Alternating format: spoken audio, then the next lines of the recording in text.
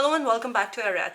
This is going to be our last video of the 3-pillar model of self-development that we've been talking about. The third pillar is going to be stuff that you come across in day-to-day life that you have to master in order to get short-term success. The first two pillars were foundational. The first one was about having a good growth mindset. The second pillar was more about the skills that you need to cover up for long-term success. I had an event to go for, a wedding in my family. I'm getting dressed, might as well just record it.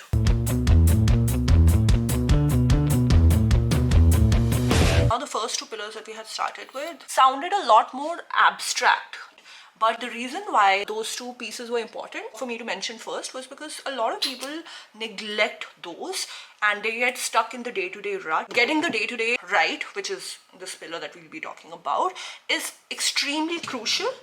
But at the same time, if you neglect those first two pillars, you kind of feel stuck and you don't even know why. Now is the part where you put all of those deeper level skills and mindset and everything into action. This is where the majority of the work is. Everything before that is just a foundation on which you're scaling up your current efforts.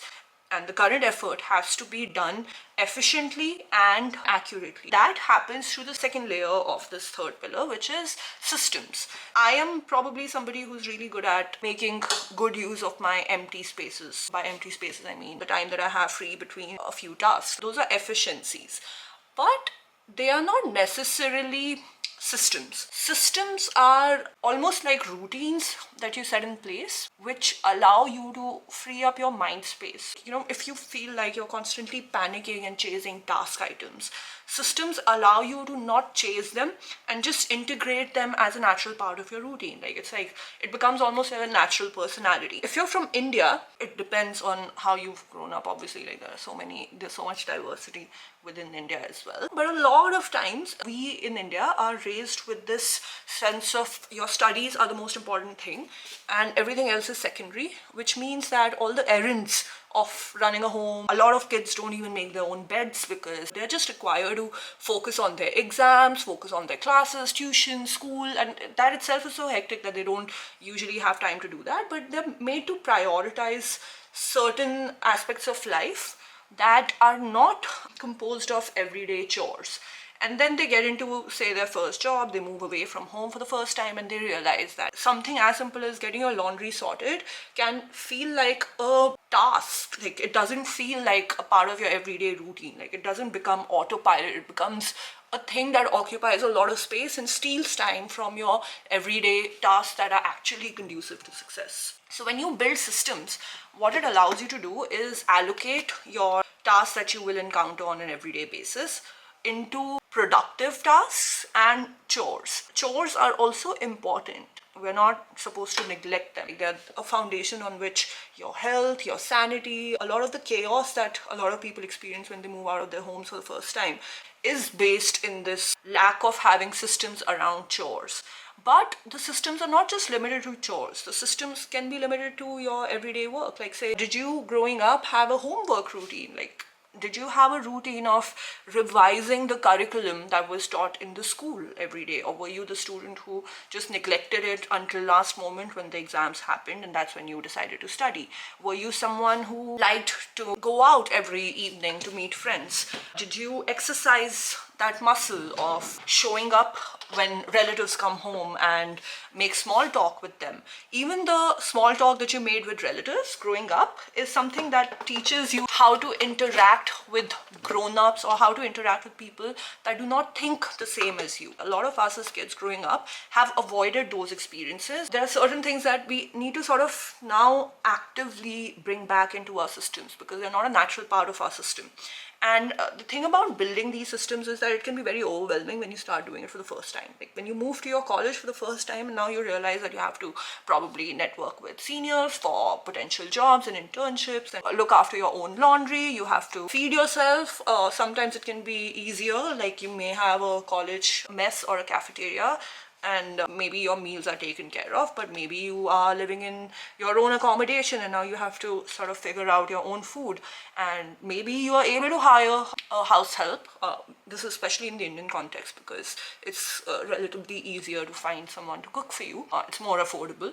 but maybe you were able to find that, but then managing that becomes a trouble. Like, you then have to, like, there's something that blows up, there's grocery to be bought, there's always something or the other that comes up which can act as a barrier to your actual focus tasks, like the kind of tasks that will actually help you get more direct success, such as studying for the next internal assessment exam, finishing that assignment, or preparing for the job interview. So the first level is to, one, not beat yourself up for not being able to catch up with life, and that again is linked to the mindset piece. So you don't beat yourself up for not being able to do it. What you do is you sort of stack, like you build muscle slowly. And how do you build muscle? When you go into the gym, you start with basic weights, and then as you progress, you sort of progressively load more weights. And that's the same with systems as well. Let me first do a wash of pink. Now, what does this progressive load look like? You start small. Say you have decided that in your next sort of phase of life, you'd like to lose more weight. You know that there are these 5 things that you need to get done by the end of the year. And to get those 5 things, there are 5 things that need to be a part of your routine. You introduce them to your routine one by one, and you do it in almost like micro doses, and stack it in such a way that for the first month you're only going to do 10 minutes of cross trainer, and you're just going to add that to your routine. It can be even simpler. It can be, I want to show up to the gym every alternate day, and I may or may not work out in the gym, but I have to show up. So like what you're doing is you're kind of training your body not to do a very hard task such as showing up and then going all out in the gym. You are just getting it used to the routine of just showing up to the gym, which means it'll just show up and just sit there until it becomes almost like muscle memory for it. Like it becomes almost like, it's like brushing your teeth. When you were 3 years old, it probably took a lot of convincing for your parents to get you to the bathroom and start brushing your teeth, right? And now it's just second nature to you. Like you wake up and you just head out. I mean, at least I do. I don't know about you. But even with brushing your teeth, when you first started, someone taught you and had to sort of guide you and nudge you into doing it every day. And then it just became almost like a habit. It became a part of your routine. And then the next thing got added on, maybe combing your hair, and like that became a part of your routine. And like things have to become a part of your routine, and you have to do it very gently so that your body doesn't give up. So say if you want to eat healthier and you decide that every morning I'm going to just boil an egg and eat it, and it's just going to be a part of my routine. So you're not making your body do something hectic, you're just making it show up. Like you just introduce tiny changes, tiny fragments to your life, which are just, they're all about just showing up. And then once you start showing up and now your body is used to showing up, then you start stacking more weight.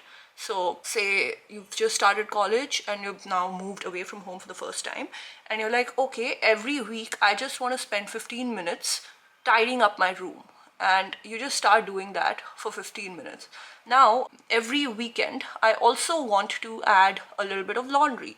And you just start stacking layers and layers of your efforts there. Now, I'm talking very basic. I think a lot of you might not even, like some of you might find it shocking that these are things that need to be told, but there are people out there who need to be told that. Like sometimes they get overwhelmed by just the day-to-day grind of it's exhausting for a kid to sort of move out of their home, start life in a new city, and have college and all the social pressures that come with it, and then all the academic pressures that come with it, and then also have to handle chores and take care of themselves and of their bodies. And that's also like where slight routines can lead to longer term advantages, because now the next thing you know, from boiling your egg, you've started going into actually cooking full-time meals, and the net result is that by the end of the 4 years of your degree, you have a better relationship with your body. Like you're kinder to your body, and you're just like, you have a new skill that you're now proud of. You just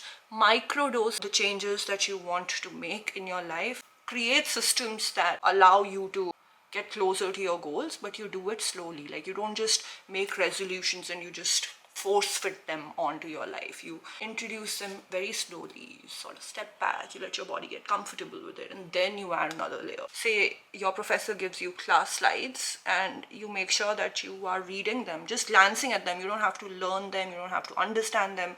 You just look at them the night before your next day's class. It's simple. You're not forcing your body to do something that's completely overwhelming. You're just telling it to just look at the slides, so that the next morning when you have classes, the words don't feel very alien. Your visual memory would be like, okay, this word is familiar, and then you'll be able to follow along even if it's a difficult topic. Like, you may still not understand much at the moment, but you've kind of tricked your brain into thinking that this is something I have read about yesterday. Like, I kind of know about it, and that just gives you enough confidence to sustain yourself in the class in case you're doing something which is triggering your imposter syndrome because the subject matter looks really difficult. Yes, it can be very overwhelming going through the slides by yourself, but just add it to your system that before, and it can be before you go to bed if you can deal with that, or else it can be somewhere in the evening where you'll just sit and glance at it. Like, if you're about to doom scroll the internet, you'll just do this thing where you'll just glance at your slides before you sort of allow yourself the luxury of doom scrolling, the dopamine hit that comes from it. That's one example.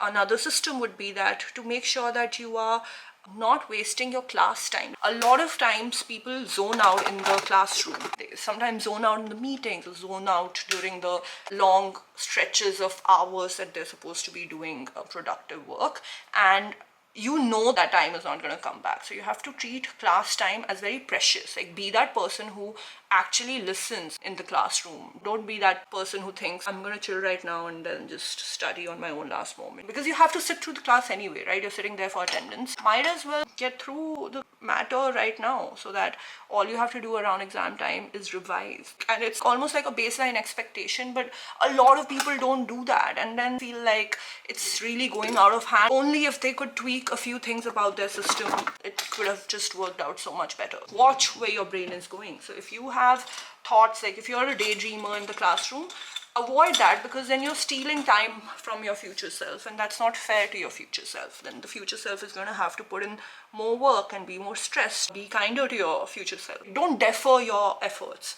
By deferring, you're just making it worse. Like, you're just contributing to the spiral. So in your system, just tell yourself that I'm going to do a little bit of pre-reading and I'm going to try my best to pay attention in the class, and it's okay. I'm not going to make myself suffer if I'm not following along. Like, I'll do my best version of following along, and if I don't understand, it's fine. Like, I'll cover it up in post-reading. But it doesn't mean that I'm completely zoned out. Like, the moment you feel like, this is difficult and I'm not following along, you still have to pull yourself through it. Even if you're able to follow along 10%, you are giving that time to your future self and not stealing it. Let's move to designing your environment around these things. I did a few things, such as I installed an app called Opal. I had discovered that there was a brief period of my time where I was waking up and heading straight onto Instagram and doom scrolling. I realized that it had become almost like an addiction.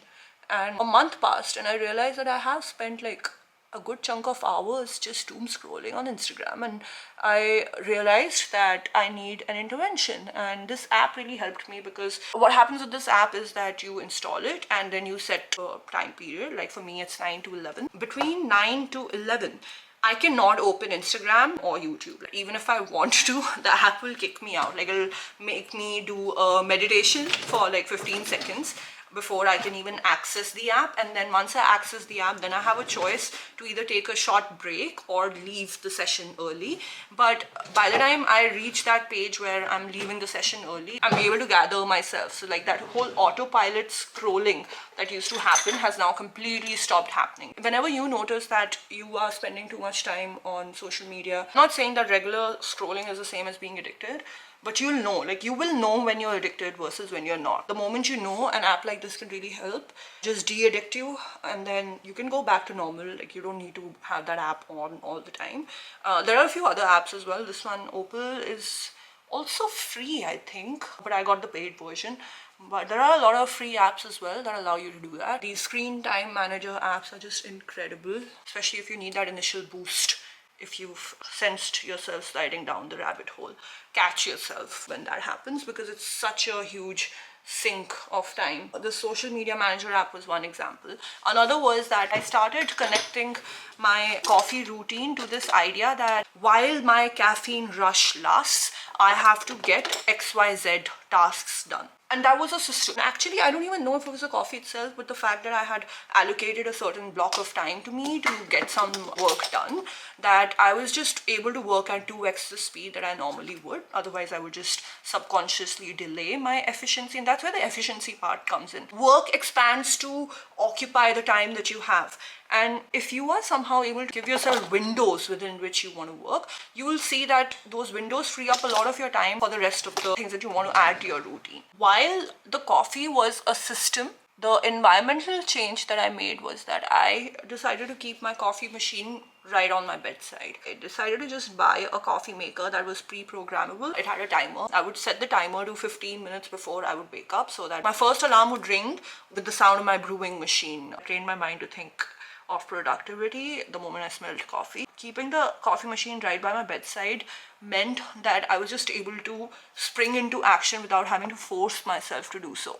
And then by the time my coffee would hit me, I would then remember all the things that I want to do and it would wake me up. It's just setting up your things in a way that allows you to maximize time. So this was one example, making my environment conducive to the most efficient way of existing. But another example would be that when I started my first job and I realized that I've neglected fitness for a really long time, I added my gym routine to my office work. Rather than going home after office, I would just go straight to the gym, which meant that my gym clothes had to be packed with me.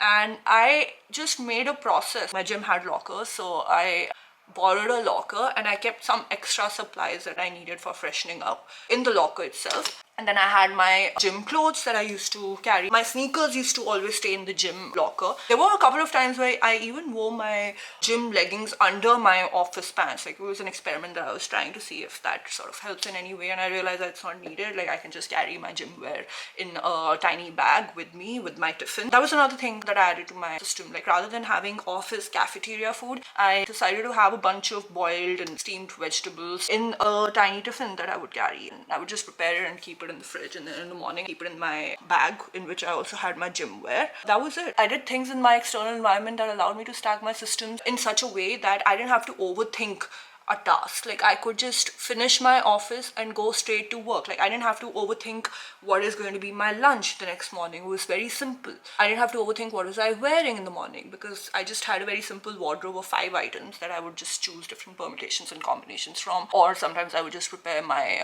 outfits on a hanger over the weekend, and I would just not waste time thinking about it.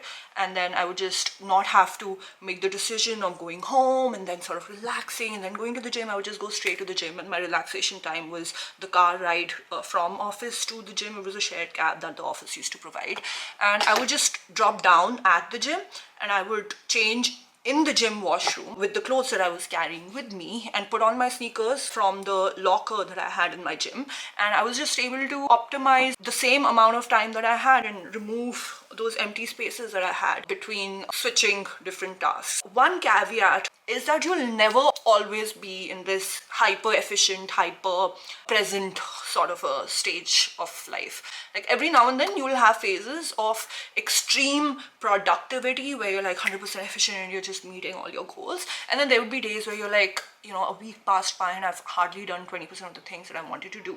And you're not supposed to beat yourself up if that happens. First pillar of having very strong self-love is so important. When you work with these 3 pillars together, you'll constantly sort of oscillate between these 3. You'll sometimes allocate more time to one, sometimes just completely forget about this 3-pillar development model and just focus on chilling in life. But whatever combination of things that you do, just being aware that this is a model that you can follow is just a helpful tool in feeling like you're more in control of your life. I hope that you're able to find some value in this process. This is the makeup. This is my final look, which I got out of this makeup. I changed my outfit. It's a pretty sari. Let me show you the sari. I don't know if you'll be able to see it, but this is the sari that I'm wearing. The camera angle may not be the most conducive. This is the look.